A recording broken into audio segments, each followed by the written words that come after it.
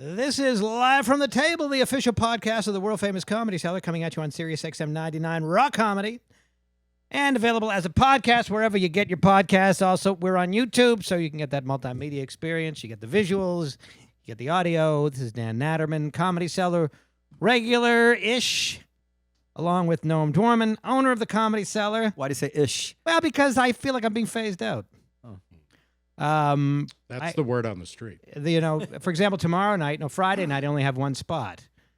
But we can discuss that on a more comedy-related podcast. Okay. Periel joins us.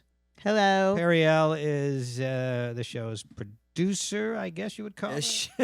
Producer. Go ahead. There's been some controversy regarding that.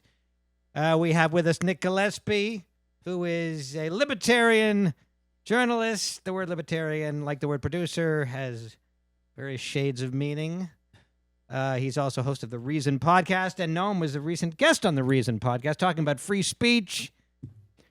What's your position at Reason Magazine now? I'm an editor at large. Editor at large. Yeah. Does that have weekly responsibilities? Yeah. Well, I'm a full-time employee, so I'm still drawing a paycheck, and I'm on 2 podcasts a week, and I write and gallivant. I host 2 events in New York every month, so I'm keeping busy. So before we get into the interview, I just want to say I saw you interview Steven Pinker. Yeah. And Nate Silver. Yeah. And you were so expert at these interviews, so at ease, so funny, so in the moment. I don't know how.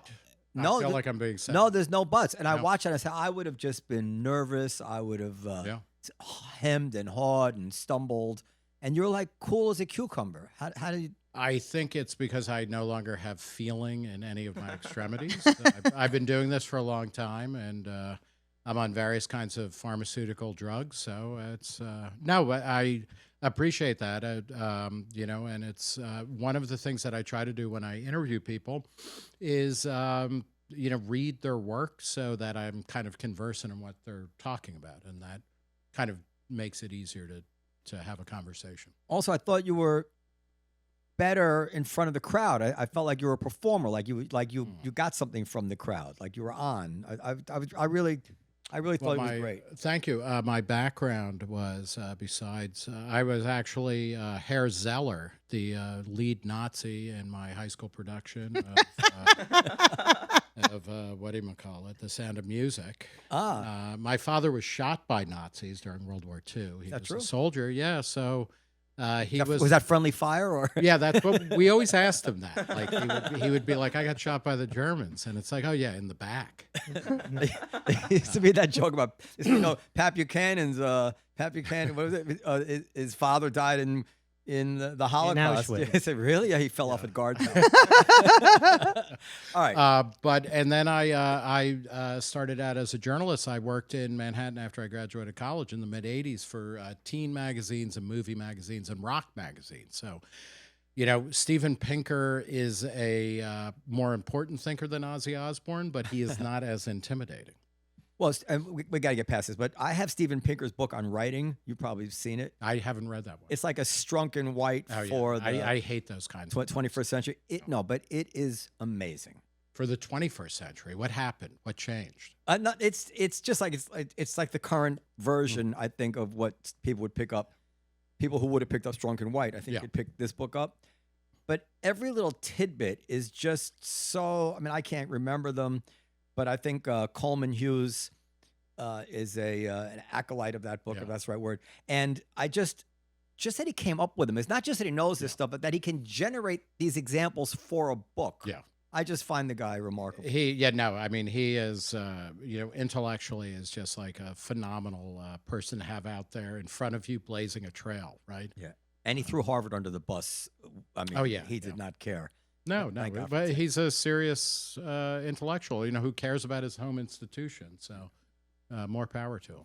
All right. So tell us, what does it mean in this day and age to call oneself a libertarian? Yeah. I define libertarian as I'm a libertarian because I believe that individuals should be free to make more meaningful choices in their lives across every possible condition or axis or spectrum or whatever you want to call that. Like, that we're individuals first and foremost. We're born alone, we're probably with a group of people looking on, and we ultimately die alone. And we want to form communities. We want to form families. We want to form businesses, all of this kind of stuff. But ultimately, we're individuals. And the thing that makes us unique is that we can make choices among competing alternatives. And that as long as you are not hurting people, as long as you're not stealing from them and things like that, we should be given the broadest range possible to make decisions about how we want to live our lives, what we want to eat, what we want to smoke, where we want to live, what we want to do. And to me, that's an impulse. It's pre-political. It's, it's ideological, I guess, but it's really, it's just a temperament. And I think societies are more interesting. I think they're more fair. I think they're more fun. I think they're, richer and more prosperous when we allow everybody as much latitude as possible to live how they choose to live. What distinguishes that from conservative? Well, among other things, conservatives will say, I want you to live with me. I want you, you're a good member of my community. And then the minute you start praying to a different God, the minute you start saying, I have a different sexual orientation, or I go against the community norm, conservatives, particularly today's conservatives, are like, okay, get the fuck out. You're taking it that far? Sexual orientation? No, go ahead. Yeah. Go. Some of us have a sexual orientation. Well, so how come you would think there's 75% between the two sides that kind of lean in that direction? In a libertarian direction. Yeah. How live and let live. Yeah. How come we don't have more successful libertarian politicians? Yeah, that's or closer even to the ideal libertarian. Well, a lot of them are whack jobs. Well, Lyndon LaRouche was like the main. No, Lyndon LaRouche was never a libertarian. I don't know exactly why he got lumped in, but certainly not a libertarian. But you're right that like people equate libertarian ideas with Lyndon LaRouche, and other than a kind of fun but obviously insane conspiracy theory about how like the Pope and Franklin Roosevelt and the Queen of England were all involved, currently in the opium trade. Lyndon LaRouche doesn't really offer a lot to, kind of pass the time of day. To your question, no, I mean, part of it is politics is, and particularly the way we do it, politics is not about giving people more choices. Politics is about telling people, what they can do and what they can't do. And we have two rival gangs in America, Democrats and Republicans. We've always had what the two parties are and what they stand for changes over time, but we always have two main parties in America for a variety of reasons. And the way that they gain power and hold power is by limiting what people can do, and they pay off their people that they like or that are funding them. And they punish other people. And what I would love to see that be replaced with is a politics where it's like, you by default, you have permission to do what you want to do until it is shown that you're abrogating somebody else's equal rights in general. And if that was how politics was done, we would have, we'd be in a different place. I think a lot of the libertarian positions, I think, are a little too distasteful for most Americans. Like for example, you would legalize all drugs, I gather. Yeah, eventually, but I mean, this is what you think about. It's like I wouldn't say we legalize all drugs because I want to take all drugs, although I've taken a lot of drugs, and I'm sure you've taken a lot of drugs. But it's because the way that we do things now, we legalize some drugs and we ban others. We make everything more expensive. We create crime by banning certain substances, and so then that creates a black market. And a black market, it doesn't matter if it's for weed or for butter or for beer. It has a logic of its own, and it almost always causes more problems than it solves. So that's why libertarians are in favor of drug legalization. It's not to do them, although that would be fine.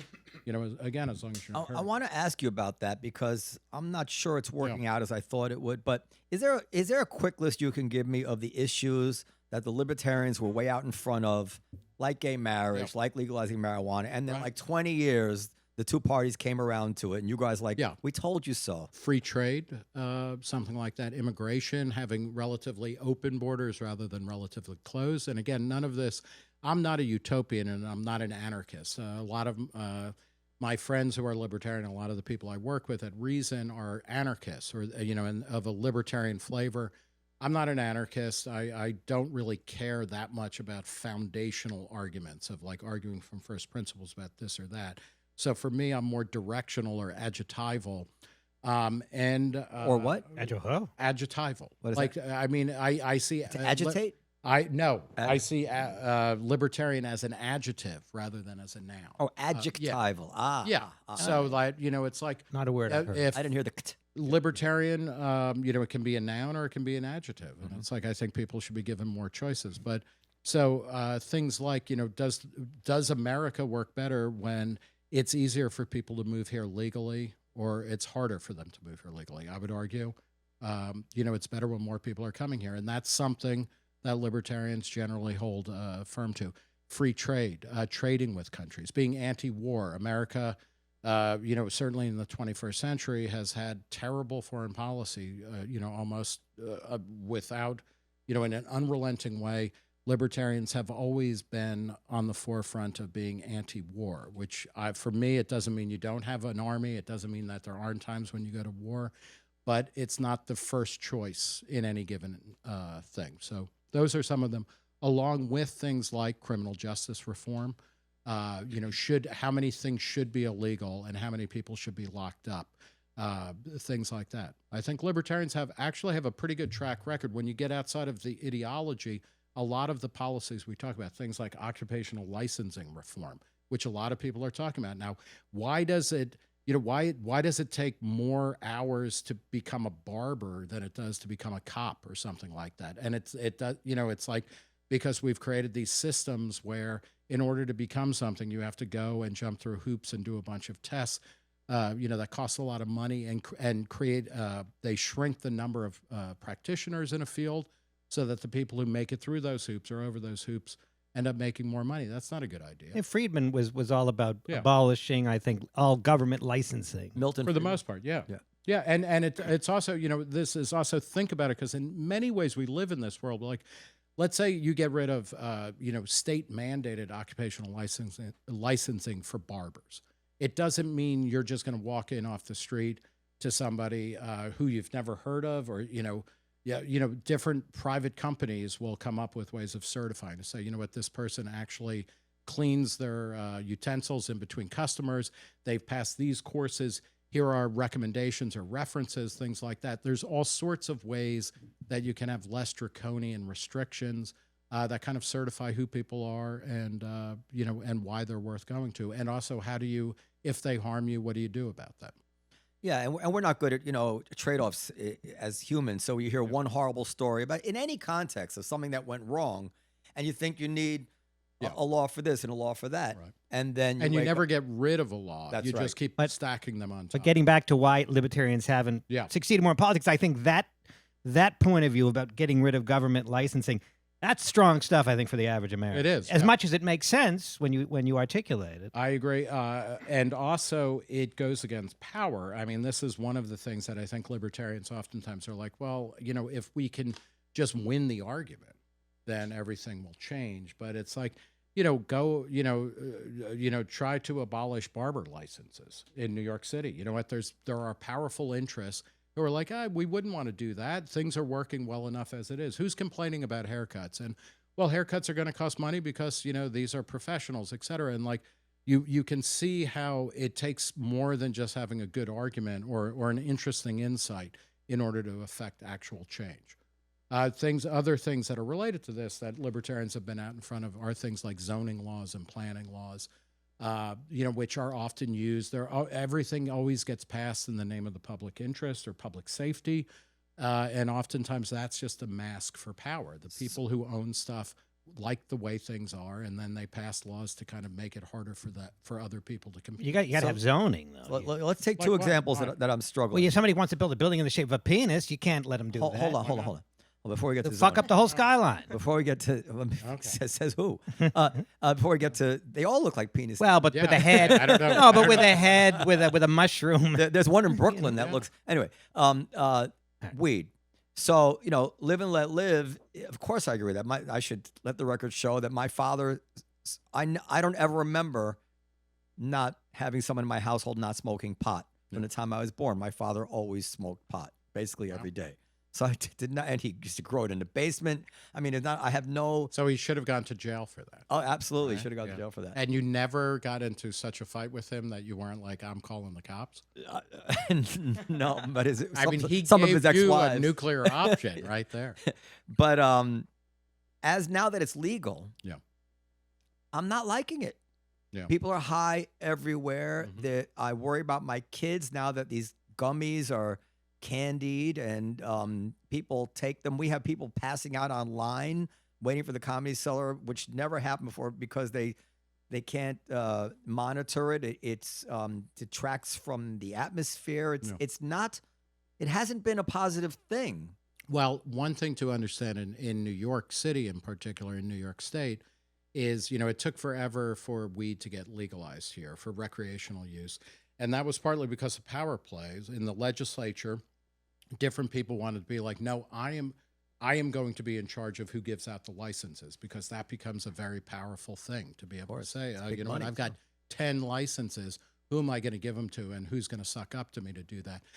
But the fact of the matter is like they haven't even really rolled out. They haven't done a very good job of clarifying the retail laws and kind of practices. And, I was just reading somewhere that there's, a few dozen legal pot shops in New York State, and there are thousands of illegal or gray market. But it's ones. everywhere, and it's going to be. Yeah. But part of the problem is that when you have it in this weird place where it's kind of legal, but it's not, it's gray market, you get bad information. A lot of people don't know what they're taking. You don't have the free flow of information about, okay, what does it mean to take, like a gummy that is 5% THC? What does that translate into if you are used to rolling a joint and smoking it, or, vaping or something like that? And there is going to be a transition phase where this stuff kind of gets figured out in the way every teenager goes through this with drinking or smoking cigarettes or smoking weed or doing other drugs. There's a learning curve. I do think in New York, one of the things in New York City, and I think it's a statewide law, you're allowed to smoke marijuana outdoors in public. Some states like Colorado didn't allow that. There are arguments about where, should there be limitations in where you're allowed to smoke?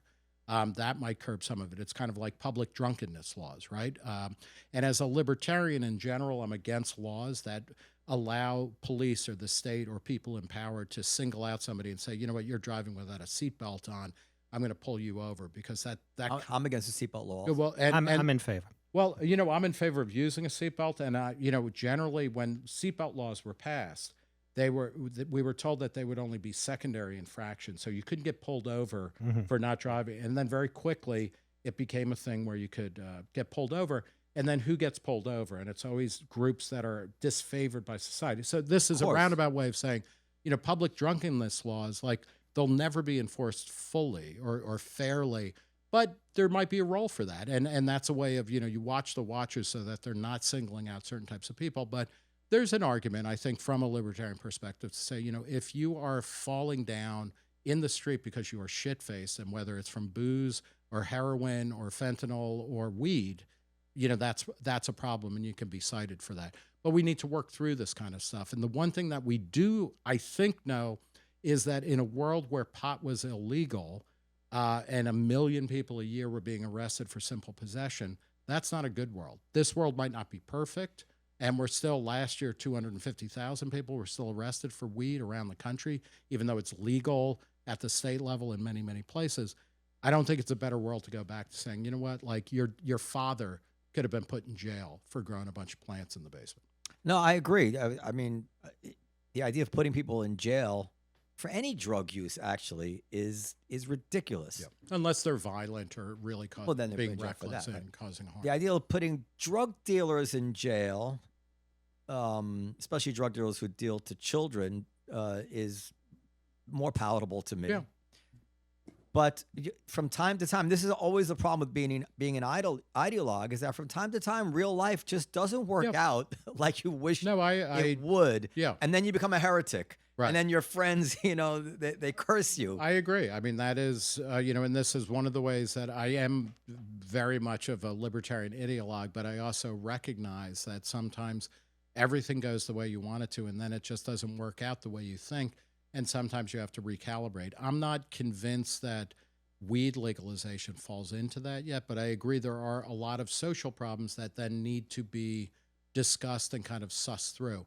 One of the things, if people are falling down because they don't know how to monitor their use, again, of whatever drug, that strikes me as a real problem. When I hear people walk down the street and they're like disgusted by the smell of marijuana in the air, and that's why it should be banned. I'm less,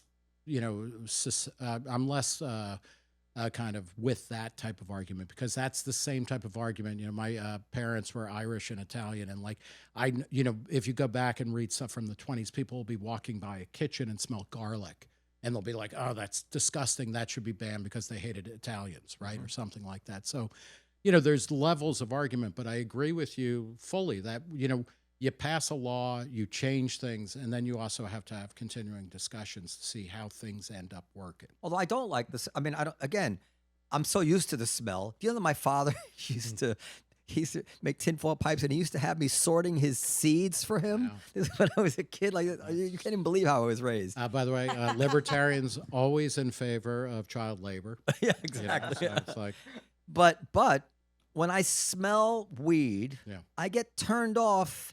If it's not in I don't get turned off at a party, but in an atmosphere where I want the vibe to be responsible, and I don't like the sense that everybody's high. Yeah. Oh, well, I mean, if you walk into your dentist's office or something and you're smelling weed or something, yeah.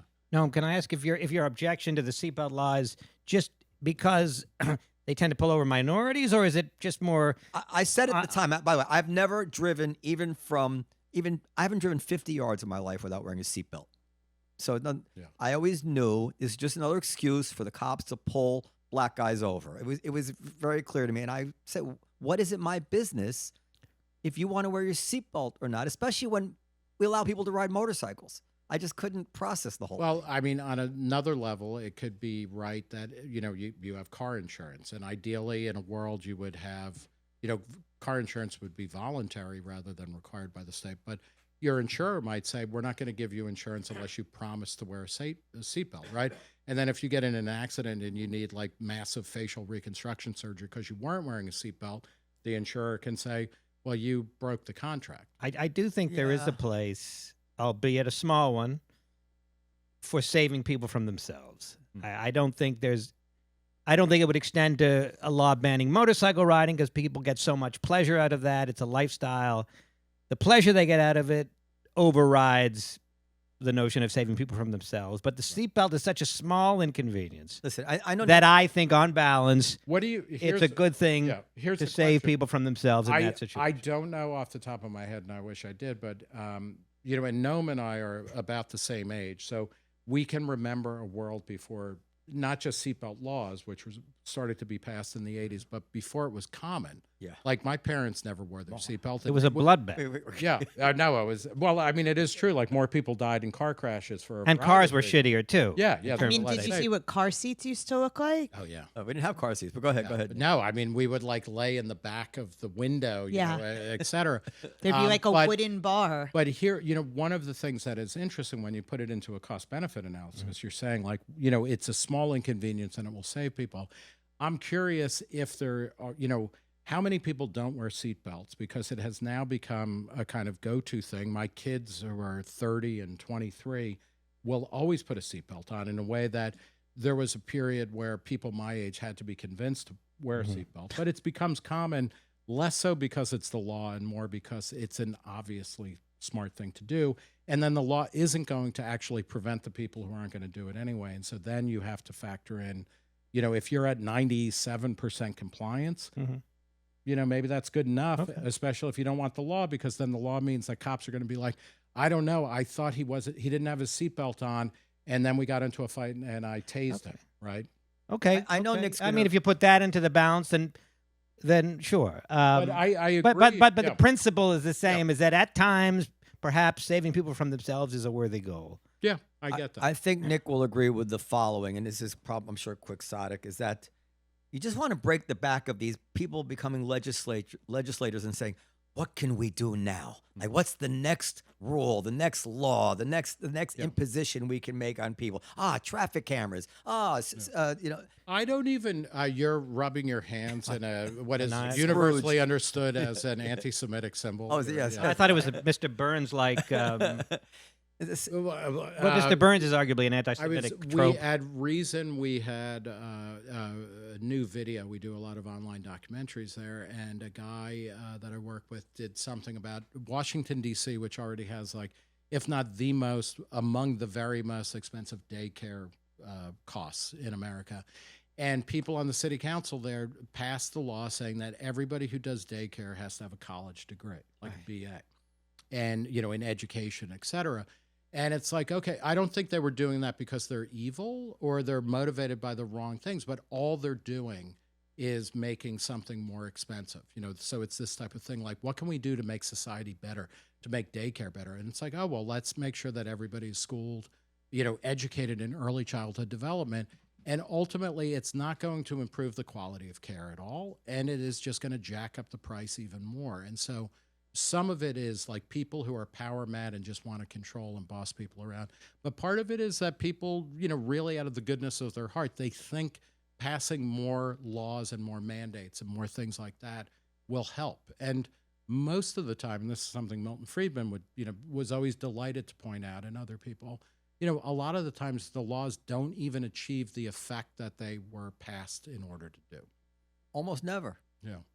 All right. So zoning, while we're on these subjects. So I'm of two minds. My whole zoning has been the bane of my existence as a business owner for many years. You weren't allowed to have dancing. You weren't allowed to have more than 2 string instruments. You can't have more than 200 people, even though your room is big enough to hold 400 people. I think zoning laws in the city are ridiculous, and they've been chipped away at over the years. Actually, some of the zoning laws were overturned on constitutional grounds because they decided that dancing was a form of expression, so you could stuff like that. Mm-hmm.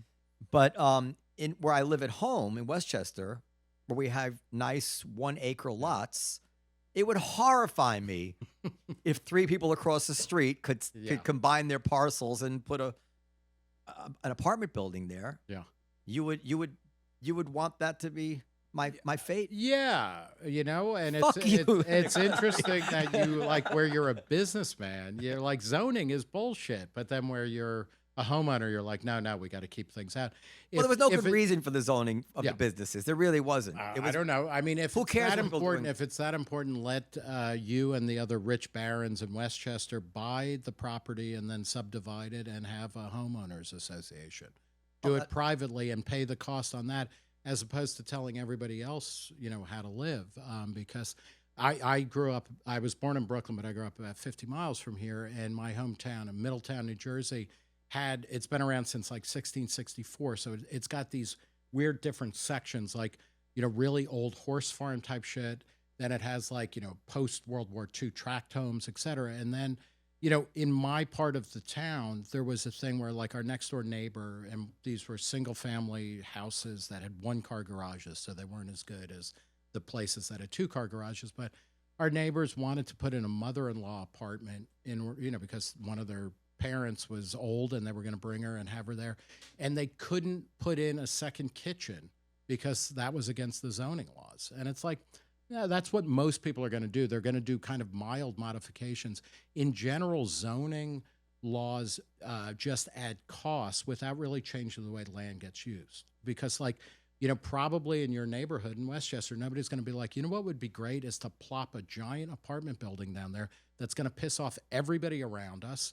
And then the people can walk there. Yeah, they can, and then they can walk 1.5 miles to the supermarket or something like that. I mean, like, a lot of these problems take care of themselves. The old, zoning law thing is always like, oh, well, if you do that, you're going to have strip clubs next to schools, and then there's going to be a rendering plant. right in the middle of downtown. And it never works out that way because the industrial uses need more space, and that tends to be out out on the outskirts. And strip club operators don't want to be next to a school because it's bad for business on every possible level.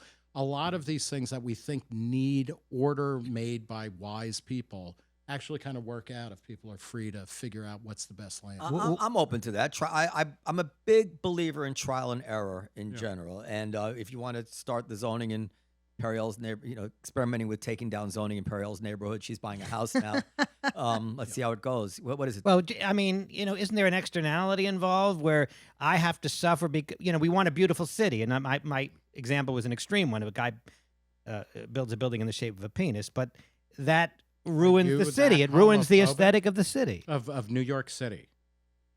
Yeah, I mean, it's an extreme example, but I'm saying there's an externality there because now people we want a beautiful skyline. Your taste and what counts as when the the taste of the public that votes on when the World Trade Center was built, everybody hated it. It took it was into the late '80s before it was really accepted as part of the skyline of New York. Should people have been able? I mean, who gets to vote on what a building looks like? Well, they took those down.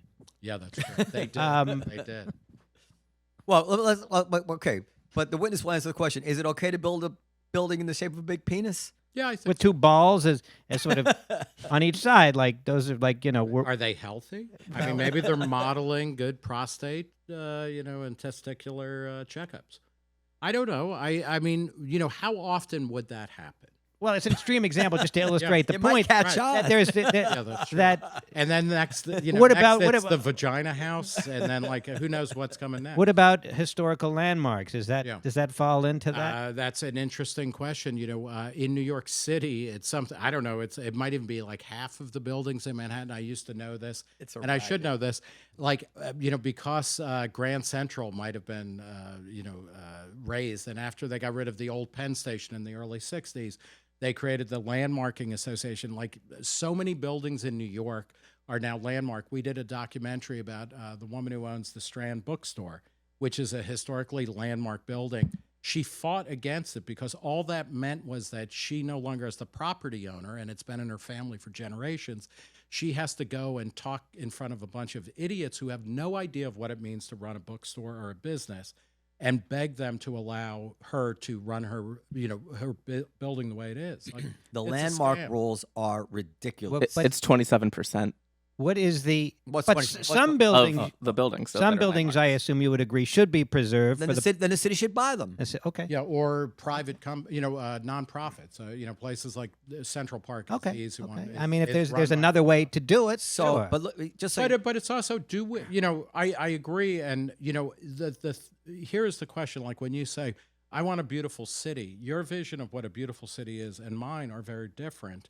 And if one of us gets to decide, our aesthetics wins, that's not good. Well, I mean, ideally, we vote for people that are going to represent our interests, including. There's a important issue with landmarking, which is that once the city landmarks your property, it can drastically change the value of your property. And they, in the Supreme Court, in their wisdom, has decided that's not a taking. The government's not allowed to take. Yeah. But it clearly is a taking. That's one of the worst decisions ever made, because if I have a building or a parcel of land worth $5 million and tomorrow it's worth $2 million because the government did something. Nothing has changed other than the government says this is now a landmark. So fine, but the government at least should pay you for the fact that it's going to do this, but it doesn't. And the laws are so ridiculous. When we renovated our kitchen downstairs, and we never actually recovered from a renovation in the Olive Tree, we were held up by the Landmarks Committee, even though it's inside the place, and it's just a cosmetic thing. Now so we were talking about before. Now you go before these people, and you have to be solicitous of them, and they feel that they have the authority. Well, what are you going to do in your building? And let me see the drawings. I'm not sure I like this. Joe, what do you think? You think this is okay? And we're talking in Greenwich Village. You want to kill him? We're talking in Greenwich Village, and that always brings up the specter of Robert Moses and Jane Jacobs. And Jane Jacobs was, the advocate who, saved Greenwich Village and saved Soho from Robert Moses, the power broker who was, going to build, massive highways through Washington Square and all of that kind of stuff. But it's interesting, Jane Jacobs stopped that, but then a lot of people who are disciples of her are exactly like that. Like, no, what goes on in your kitchen, what the toilet fixtures might look like, they have to somehow answer to my aesthetics or my taste, and that's bad. I do, in your defense about New York, what's fascinating, and I think this is a challenge to a broadly libertarian point of view, is that New York is simultaneously one of the freest cities in America. Like, you can come here and live kind of however you want. That's why millions of people come here from abroad and from within the U.S. and everything.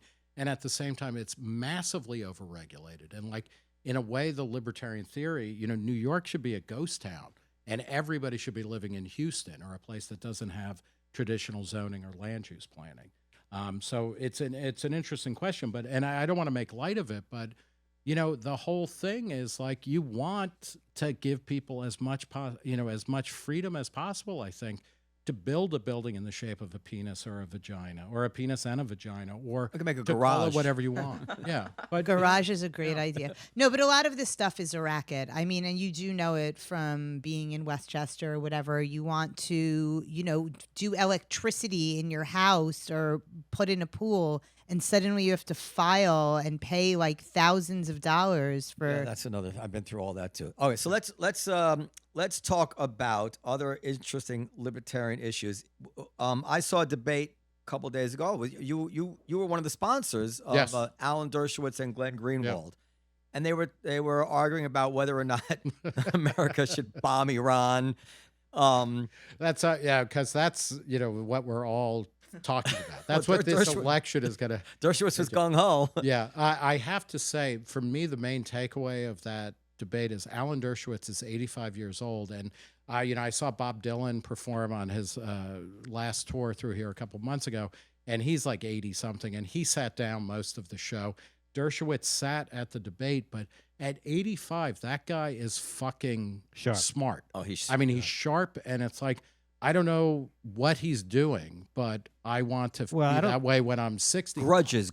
I don't think he's, Yeah, cleans the plaque out of the brain. I don't think he's doing anything. I think he's probably what they call a super ager in the gerontology field. Yeah. Somebody's just genetically gifted in that way. So My guess would be. I'm sensing, and I don't know this. You tell me if I'm wrong. Yeah. I'm sensing a little bit of a cleavage, a little bit of a split in the libertarian community. The Dave Smiths are Yeah. going off in one kind of anti-Western, and it's Yeah, I still think that's anti-war, maybe even a little anti or Israel. Oh no, they're definitely anti. Israel like a lot of uncomfortable. people, Yeah.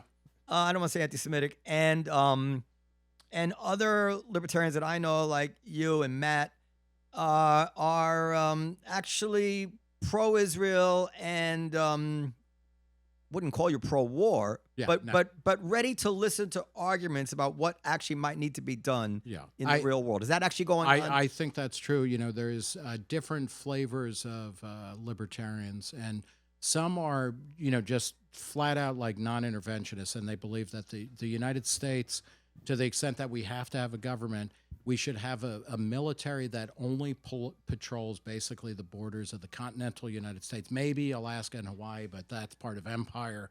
We shouldn't even have there, and we should bring all of the troops home. We should have no military bases anywhere. We should have very few, if any, military alliances.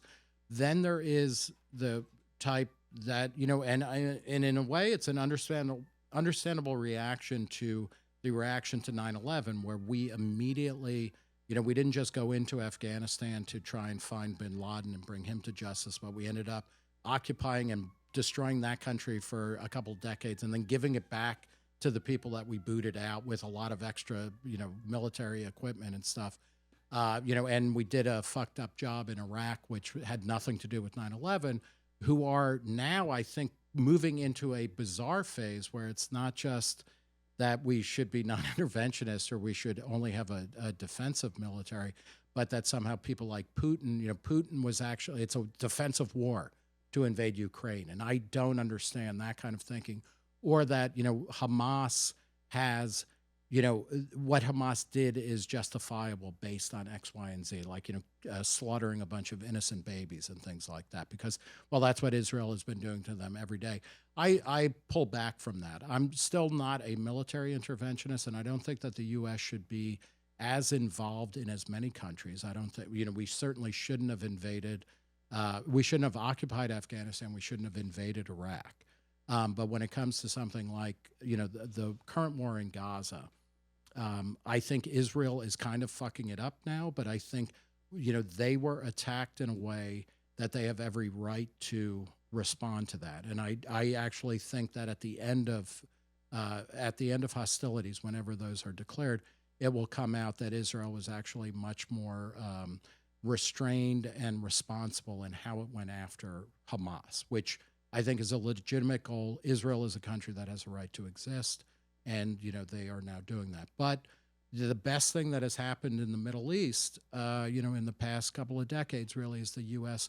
effectively pulling out and forcing all of the Gulf states to actually recognize they have commonalities, and they don't need to be, the U.S. does not have to be there and dictating everything. So one of the rubs that I sense, first of all, you alluded to it. It's interesting that the people who are sympathetic to Putin here are not sympathetic to Israel. Putin had no choice but to invade Ukraine. No, I mean, but Israel, we gave him no other choice. But Israel somehow, Israel wasn't provoked. No, which absolutely not. It just doesn't hold. But also, as a libertarian, I brought this up to Dave Smith. I said, if Ukraine is fighting to be free, why is not the natural libertarian sympathy with the Ukrainians rather than Putin, who wants to put them under the yoke? A KGB, apparatchik. And none of this is to even get involved in kind of like understanding the internal histories of these places, nor is it saying that the United States should be giving tons of material or, certainly not military, troops and things like that. It strikes me as something is wrong when you do not understand why Ukraine is fighting Russia, which invaded it. I mean, it's like, I just don't understand that. And from a libertarian perspective, we should, one of the things that the U.S. can do and can have an influence on is, when international boundaries, recognized international boundaries are, just trampled over. We might have a role to play to kind of calling bullshit on that and also trying to bring things to a quicker and more peaceful close. Now, this is not to say that America may not have been reckless in its policy vis-a-vis Putin. It totally should have been better defensive driving. I'm not, but the notion that people are sympathetic to Putin is crazy to me. I don't understand that. And let me say, so I thought it'd be interesting, maybe I want to have Glenn Greenwald on one time to actually go through the history of interventions, because as they were arguing about it, I really don't know where I stand. We can start in the middle and then go back from it. Yes, it was bad to occupy Afghanistan because it didn't work. But the spirit of occupying Afghanistan at the time was quite positive. We knew the oppression that was going on there. We thought we were wrong, that if we brought democracy and freedom, that every heart yearned to be free, and if we showed them that this would catch on, and we would be doing something wonderful for them, while at the same time serving our own security interests. Yeah, I mean, I think you're really talking more about Iraq. In that sense. Afghanistan. But I mean, because girls can go to school, get rid of the Taliban. They were doing horrible things. Right, but I mean, we weren't. Do you remember when Karzai was first elected? We all had tears in our eyes. We weren't really fomenting democracy, and we were playing off warlords against warlords. I mean, it was, it was not a smart move to occupy Afghanistan. Ultimately. And you say, like, well, because it didn't work. And it's like, it wasn't going to work because we didn't actually have a functioning understanding of social change and how that might work in Afghanistan. But who knew at the time that it wasn't going to work? I think pretty much everybody who, like, knew the area and knew the region and knew the history of the region. And then in Iraq, it was, we did something even different where, like, apparently there was no backup plan when, okay, we're going to depose Saddam Hussein and then 1,000 flowers will bloom, and that didn't happen. That's deeply, deeply disturbing. The pretext of going in there was wrong, and I don't think Bush knew that it was wrong. It was just like lying about it in order to get in there for Halliburton or any of those kinds of conspiracy theories. I think people went in for what they thought were legitimate reasons, but they were wrong. And then they did not have a theory of how to promote democracy in the country in a way that was actually had any chance of working. And we ended up creating or extending a situation, well past what it would have been otherwise. Yeah, and then all of a sudden it discredits, it becomes a sample size of one or two, and it discredits future things. But I mean, Korea seems like it was a good thing a good place to intervene.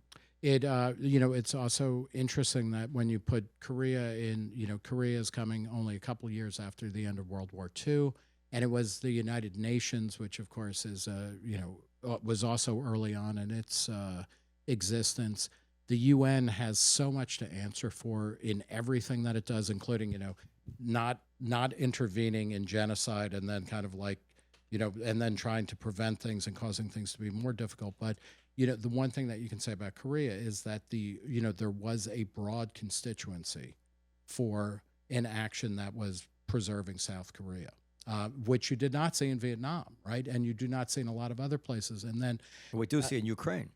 You see Ukrainians standing up for themselves. Well, and also Poland and also Germany. I mean, I'm of the mind that NATO should have been disbanded at the end of the Cold War because its very specific function had to do with keeping the Soviet Union at bay, and it should have been reconstituted as something different. But like Europe, the Russia-Ukraine conflict strikes me very much as something that is Europe should be taking the lead on, and in significant ways is. But it's hard to if the U.S. is always there and is always, we're the largest economy, we're the largest military by a factor of 5 or 10.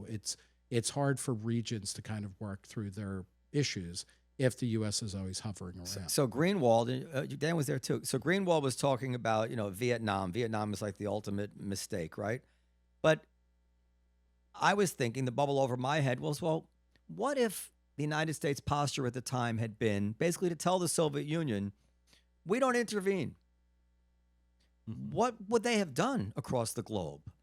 I mean, would Vietnam, would they have even thought twice about many other interventions? Well, I mean, when you're talking about Vietnam, ultimately, what that was a civil war for, a post-French colony, and then one that was being, kind of brooded around in the Cold War as an American colony. And it's like, it wasn't, the country that invaded Vietnam after the Vietnamese Civil War ended was China.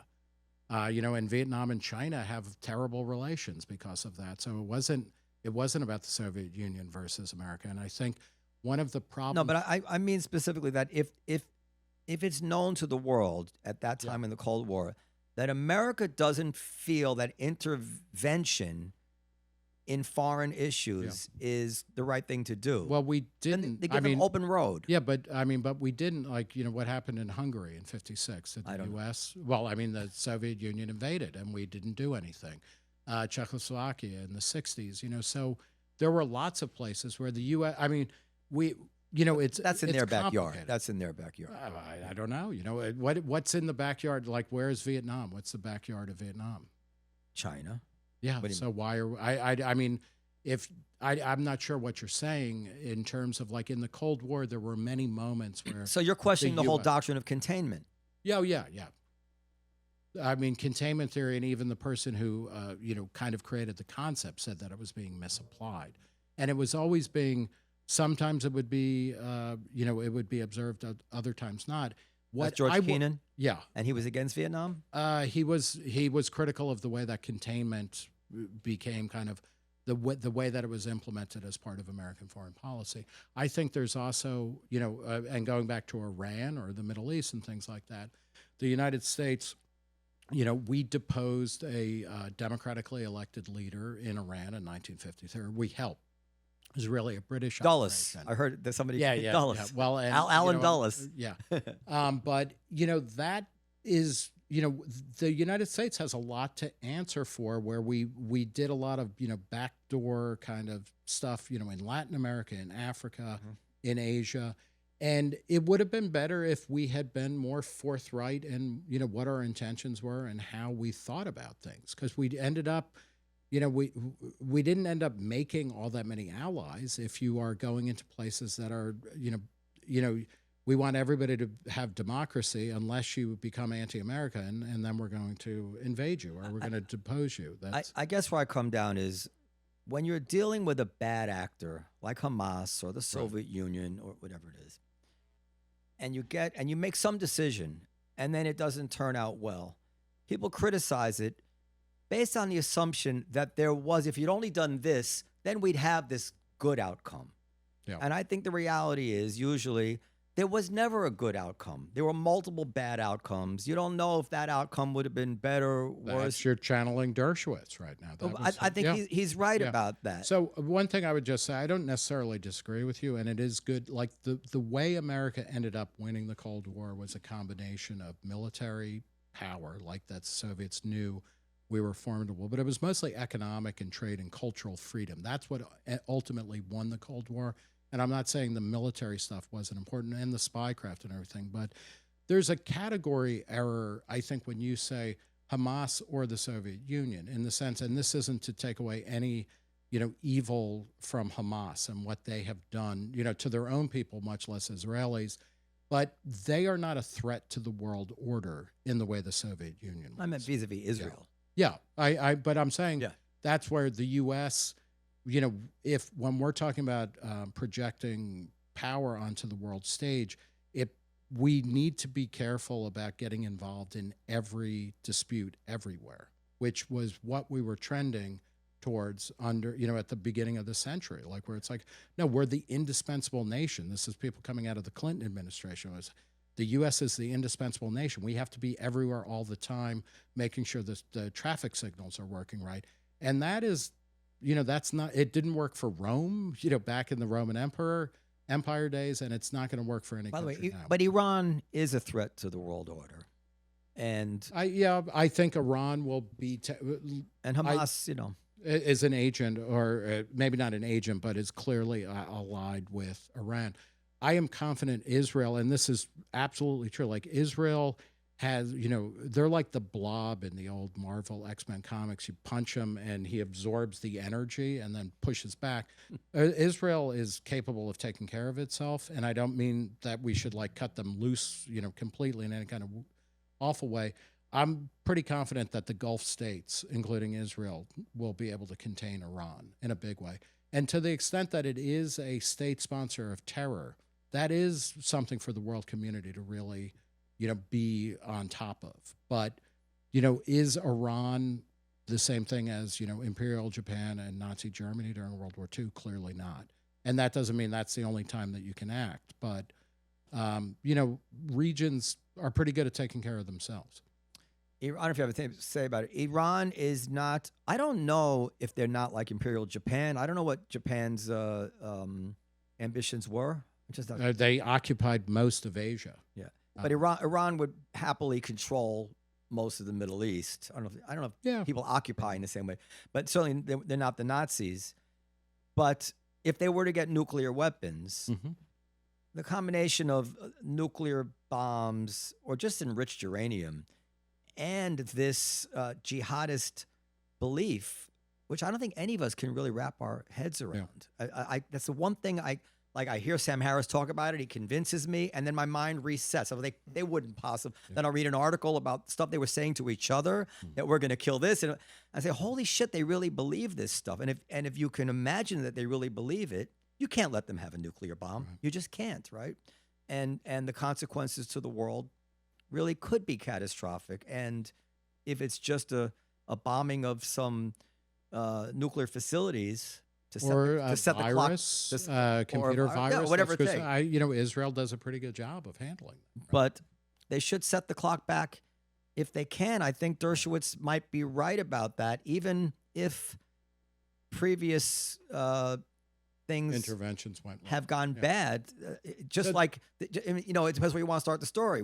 If you start right around Korea and say, "Well, we didn't intervene then," and actually this Korea worked out okay. You want to start at Vietnam. Now it looks like your interventions are bad, except the first Iraq war turned out okay. Right? We saved Kuwait. Yes. Again, the same kind of thing. If we had let Saddam Hussein take Kuwait, we know he had other ambitions. We know he was next to Saudi Arabia. He was also trying to, he was fighting Iran. I mean, one of the reasons why Iran was hemmed in was because Iraq is their major regional enemy, and they bled each other of a couple million I'm talking people. about the first war. I'm talking about. Yeah. Yeah, the second one Well, Greenwald made the point that if you might set Iran back a few years, but then in a few years you'll have to do it again. All right. I guess Dershowitz's point was keep doing it until one day maybe there is regime change. Yes. And I guess Well, Dershowitz- here, I mean, this is a question of like the U.S. as foreign policy. The idea of regime change is, it has a bad history, right? We oftentimes pick the wrong people to put into power or say like need to be taken out of power and things like that.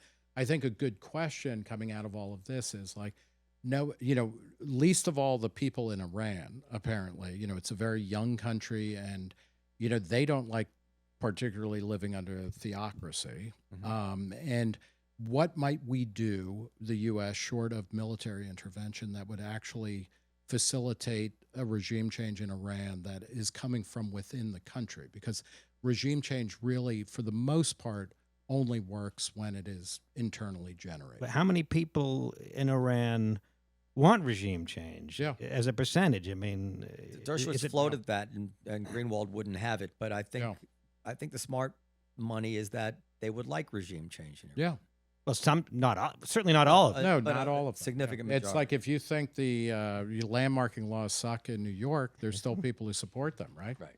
Yeah, you can. There's only you can't put the entire population under your thumb if they don't want to be under your thumb.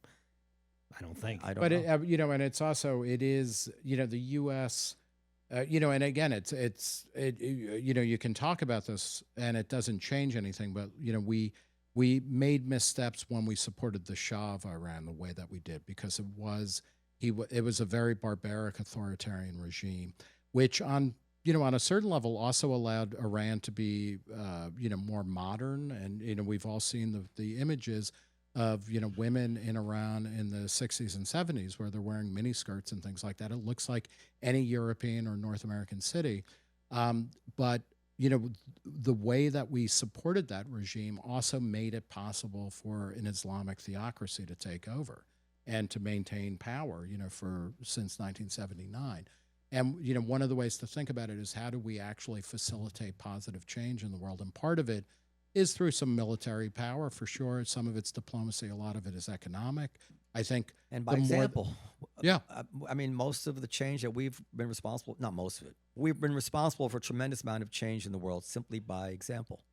Yeah. People wanting to be like America. And it's got to warm every American's heart when Hong Kong is protesting that they wave American flags. It does mine. Yeah.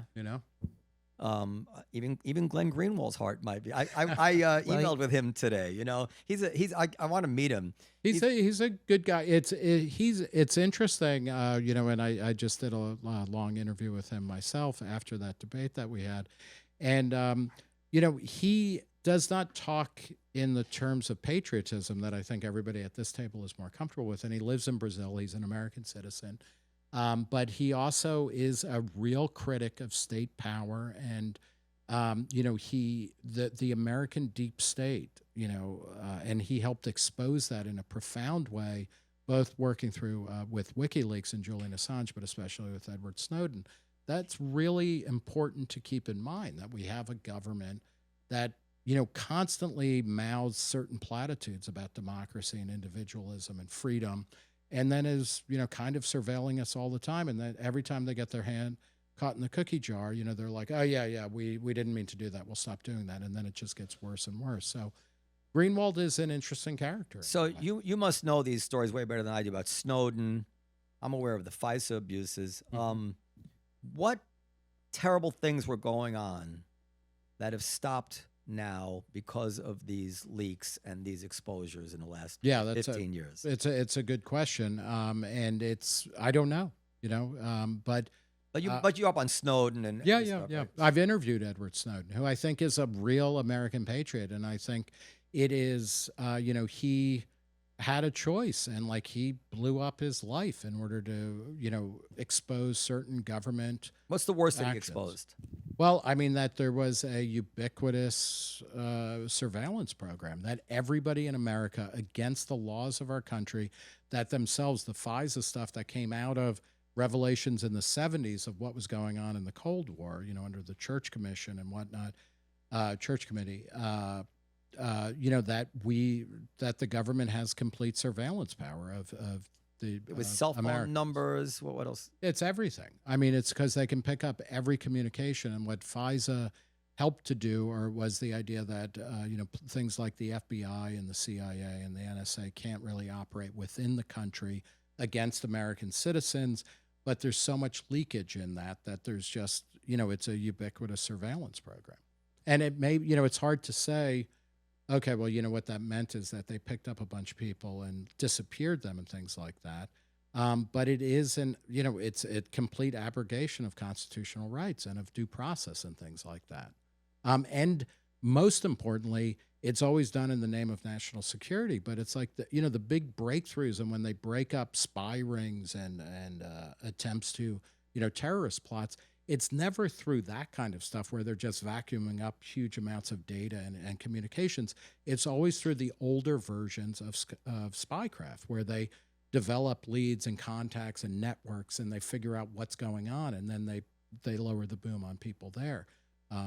So I think that's important. It's important to know what your government's doing to you.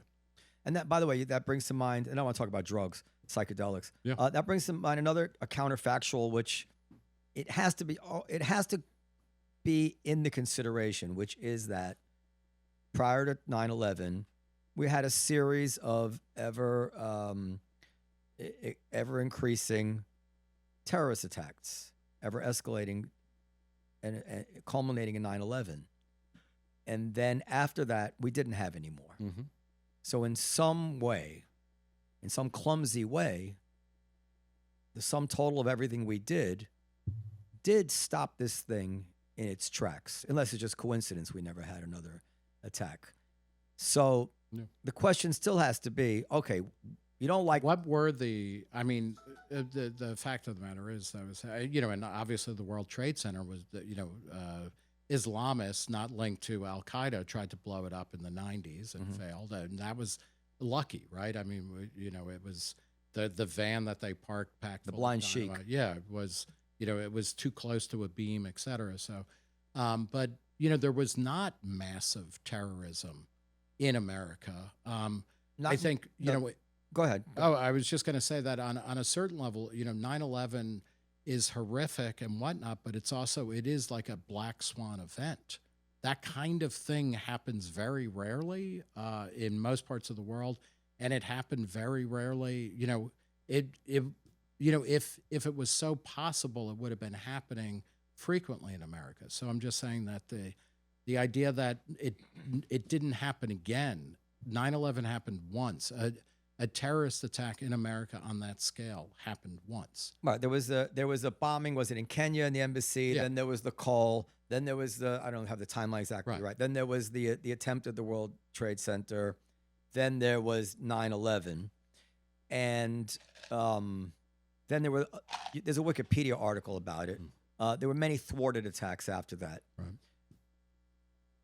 What I'm saying is that if after 9/11 we had not intervened, had not responded in some significant ways, it's hard to imagine that bin Laden would he have stopped? Yeah. He might have stopped, bombing American targets if we had not, because, I don't know. We have to wait for another one, and then at some point say, listen, we can't live this way anymore. One of the things, would you agree with this? It's a really interesting and important question to ask, but it's also, we were sold after 9/11 the idea that Islamism was an existential threat to the West and to America that was on the order of the Soviet Union. The threat posed by an expansionist ideology that was taking over countries in different parts of the world. And it's clear that was oversold, because we were looking at Islamism as if it was the Soviet Union, and that it's just not up to that task. The writer V.S. Naipaul wrote right after 9/11 that he didn't fear the terrorists behind 9/11 because they could fly planes into buildings, but they couldn't build planes or buildings. And that it doesn't make the crime less horrific, but the idea that we have to change everything in our footing in order to protect ourselves from that was an overreaction. I guess. I mean, at the time, we were worried about anthrax. We were worried about chemical weapons. We were worried about dirty bombs. I mean, I was worried about all these things. I felt that these jihadis were motivated, if they could, to do these horrible things to us, as they are motivated to do these horrible things to Israel. And, until October 7th, Israelis would be having exactly this argument, saying, "Oh, it was oversold. They really weren't so bad. The Iron Dome is enough." Right. And it's quite a big risk. Well, I also to think, chalk it off. I also think it's very different looking at Israel and its specific history and its geography. And but we're way more vulnerable than Israel is in a certain way. In what way?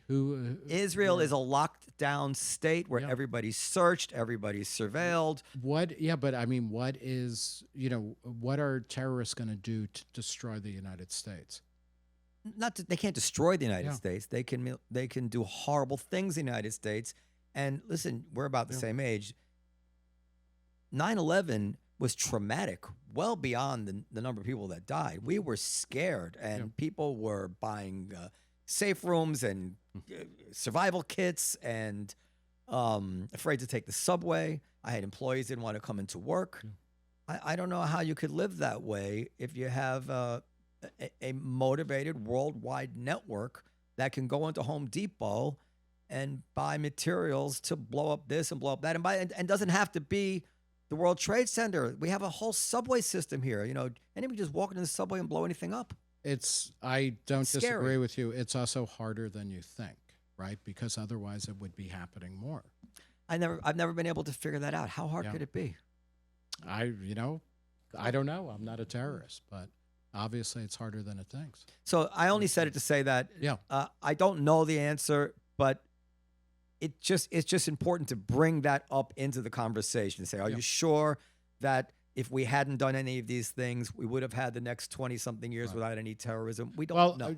You know what, though, I will say this. I agree with what you're saying, and this is a question worth really discussing fully.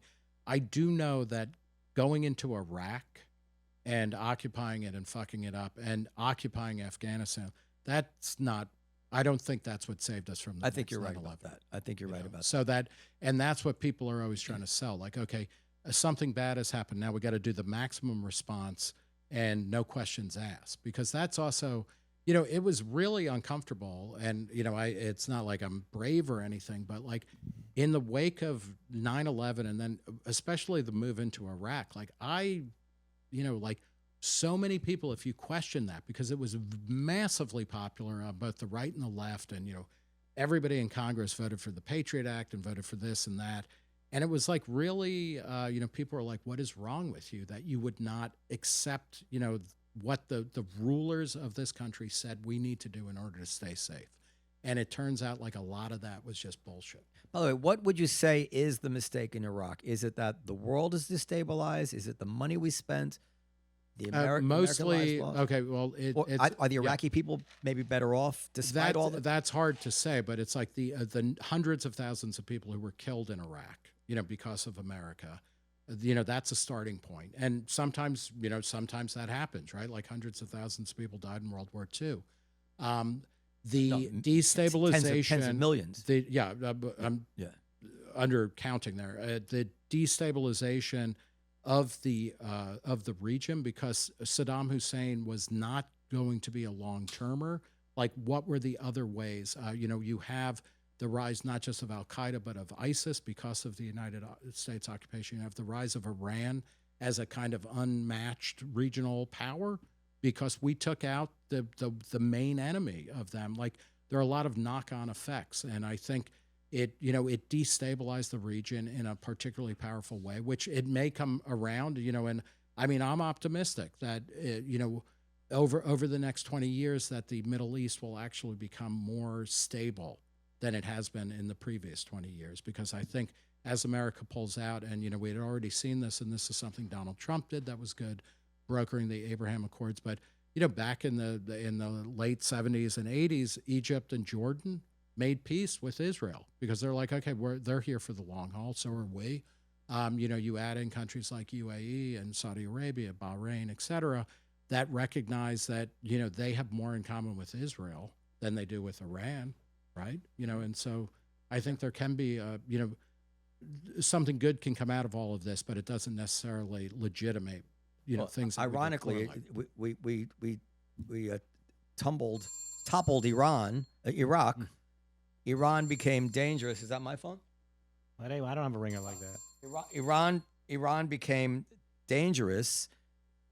Then the other Arab countries felt they should make peace with Israel. Right. So it's a weird. Yeah. It's very, and I mean, that's also one of the vagaries of history, right? You never, on some level, you never know, which version of the multiverse you're going to get right in the future. Yeah. We have about 10 minutes. What's that? We have about 10 minutes. Psychedelics. Okay. You're into psychedelics. Sam Harris is into psychedelics. Yeah. A lot of smart people are into psychedelics now. Well, we had that guy, Peter Boghossian. Pete Boghossian Oh, takes DMT. And he won't stop talking about it. Psychedelics scare the shit out of me. Yeah, why? Because I'm afraid I'll fry my brain. I got to turn this. My wife is really something. She knows I'm doing a podcast. Like she knows. Yeah. She knows when I'm she doing a knows podcast. he's talking about psychedelics, right? So Well, the podcast, maybe she thought was over. why are psychedelics okay to do, and why would you recommend them? First, I wouldn't recommend them, because Get who am sued. I to recommend something, right? No, but what I think the appeal of psychedelics are that they, especially for older people, like in a way, people always talk about kids doing psychedelics or younger people, but it's really a boomer phenomenon. I mean, like psychedelics, The dead, I guess. yeah. I mean, it's like very much of a kind of 60s counterculture into other stuff. For older people, what psychedelics do is they enliven your brain. The whole idea is, you get kind of tired and in a rut thinking as well as physically and whatnot. And what psychedelics do is, you don't lose touch with reality or anything like that. It's, I always think of it as like emptying your web browser cache. If you've been online for a long time and everything's just kind of getting kludgy and slow, what psychedelics can do is kind of offer a reset. There's interesting therapeutic dimensions to them that are getting talked a lot about, and that's why things like psilocybin, magic mushrooms, are being used in therapy, as well as things that are adjacent like MDMA or ketamine. It's a way of kind of being able to confront your hang-ups in a way that is, where you feel more secure and comfortable actually engaging with issues that you have. Do 100% of people have that reaction to it? No, not 100%, but I mean, that's the therapeutic thing. The other thing is that it's fun. It's like, psychedelics can be in the right setting with the right people or by yourself or whatever. Like it's, they're very pleasant. They're feeling. I don't drink anymore. I used to drink a lot.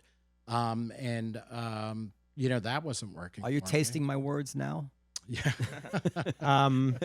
But what they do is they kind of freshen things up. I mean, that's So tempting. Have you done DMT? Yeah. He said it's 5 minutes and you're totally stone cold over again. Yeah. Now, well, it's a little bit longer than that, I'd say, but it's phenomenal. And DMT is, and there's varieties of DMT, but the one he's talking about, it's like a 15-minute trip to another dimension. I mentioned on last week's podcast that I bought a projector that projects the northern lights onto my ceiling. Oh, wow. I'm going to have to make do with that because I've heard psychedelics make you vomit. No, it depends. I mean, some Well, of them. ayahuasca. Yeah, He's ayahuasca, purging. He's a metaphor. I'm a metaphobic. Okay. And also a lot of people have trouble with mushrooms because they also tend to have like a bad stomach effect. But not necessarily. And something like LSD doesn't really. It's not associated with any kind of stomach issues. Or ketamine, which again you can get into a lot of Jesuitical decisions about whether is something actually psychedelic or not. But I mean, have you ever looked at the projection of the northern lights while you've had a couple of drinks, or I don't know if you smoke weed? I have sort of a one-drink limit Yeah. because I tend to get nauseous. Okay, wow. Regarding weed, no, I'm Supposed not to a be good for weed you, so. smoker. Can you give us a starter? I did do regimen? one line of coke once, and I went right to sleep. Oh, that's interesting. I don't know if it was. Well, might have been part of baby it, powder. I don't know. Also nothing is for everybody. Like, nothing works on everybody, and nobody, like a lot of people don't need to do psychedelics or drink or smoke weed or whatever. I want to live. I yeah. want to do it. If it's, What about like microdosing? Why don't you start with that? It's a different phenomenon.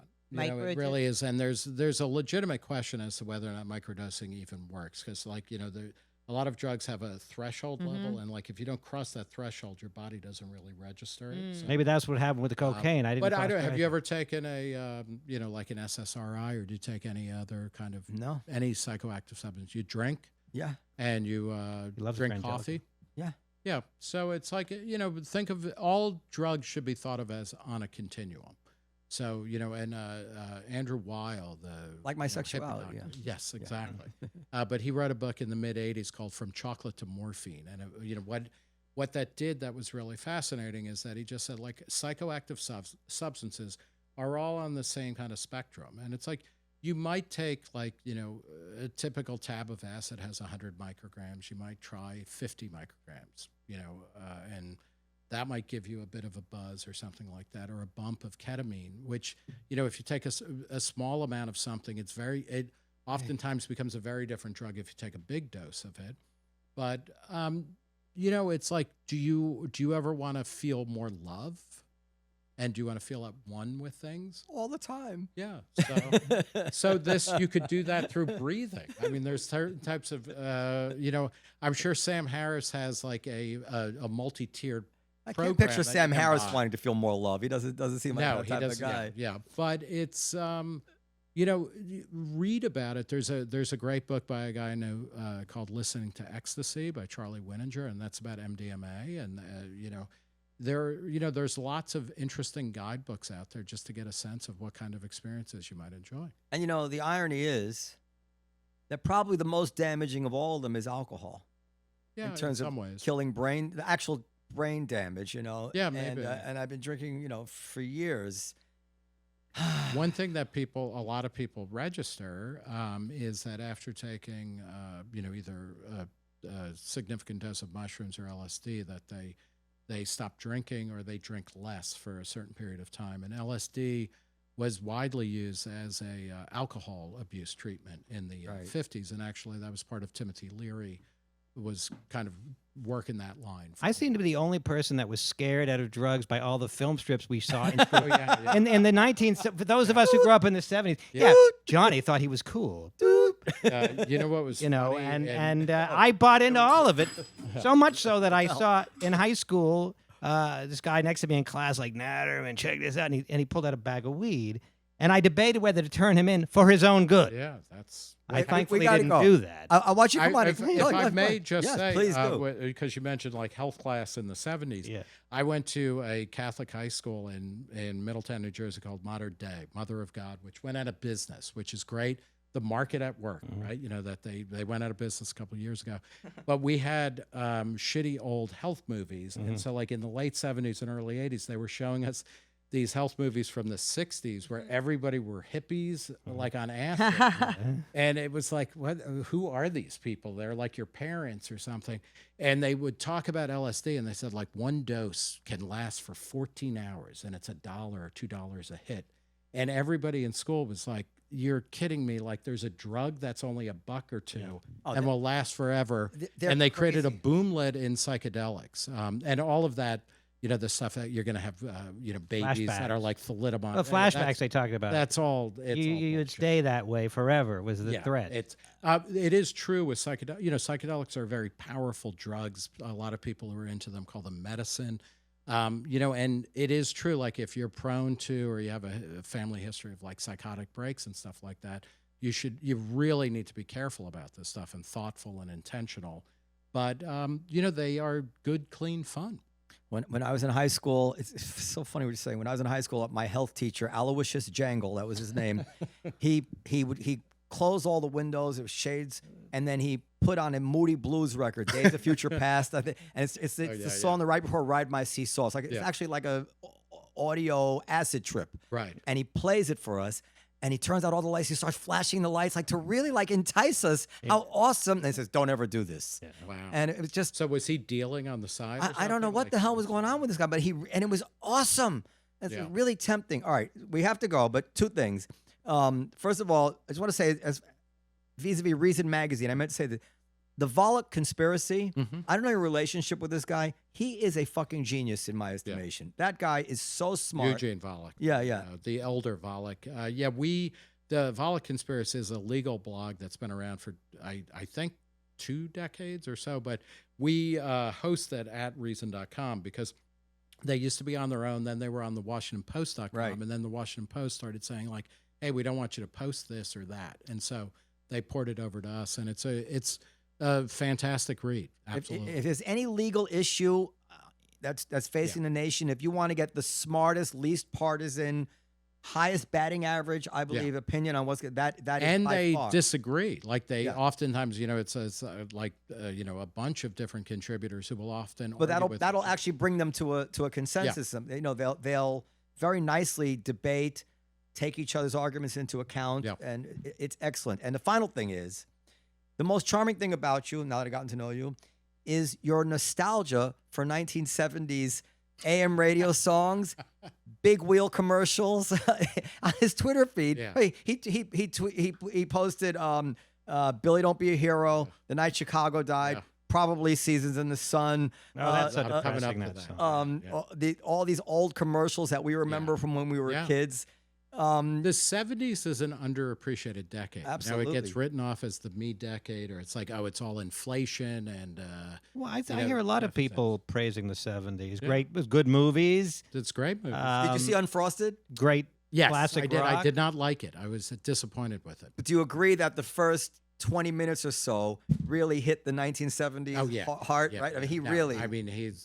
But What was that, the 50s or the 70s? That- well, Oh, the the Pop 70s. Tarts were created in the '60s, but it's like a very late 60s, early 70s. everybody grew up in the '70s eating Pop Tarts. I mean, that was like a treat. But just the references, Yeah. there were so Yeah. many things that. Well, the '70s. The other thing, and Matt Welch and I, my Reason colleague, a decade ago or a dozen years ago, we wrote a book called The Declaration of Independence, and part of it was kind of reevaluating the '70s, and that was a time when people, like, everybody started to act like they had a right to live their life the way they wanted to, and there's some negative sides to that, but it's also deeply empowering, especially if you don't come from an elite class or something. Like, suddenly you could be lower middle class and be like, no, you know what, I want to live my life the way I want to.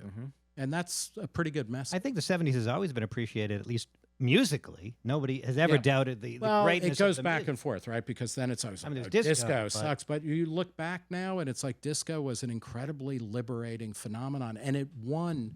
The disco beats maintain, and gay liberation, feminist liberation, individualism in the '70s really took flight. and hip hop started yeah. in the 70s. Yeah. Rappers Delight. Sugar, came out. was Yeah, that the yeah. 70s? I think it was like 80. No, Rapper's 70s. Delight. I was in high Maybe school. 79, whatever. Okay. Well, it could have been 8. Okay, we have to go. Listen, you should come on more often. You're in the neighborhood I am. and just shoot the shit about stuff with us. Well, Um, we'll I- talk about why I said that The Night Chicago Died is better than the bands The Night they drove Old Dixie down. You know that Ah. Noam. Now, which Oh. version of Billy Don't Be a Hero is better? Oh, Paper Lace or No, I like Bo Donald? Donaldson and the Bo Halos. Donaldson. Partly because of the outfits they're wearing, which look like David Bowie cast off spacesuits. It is better. I listened to both. I Yeah. listened to both. They're better. Okay, bye everybody. Um,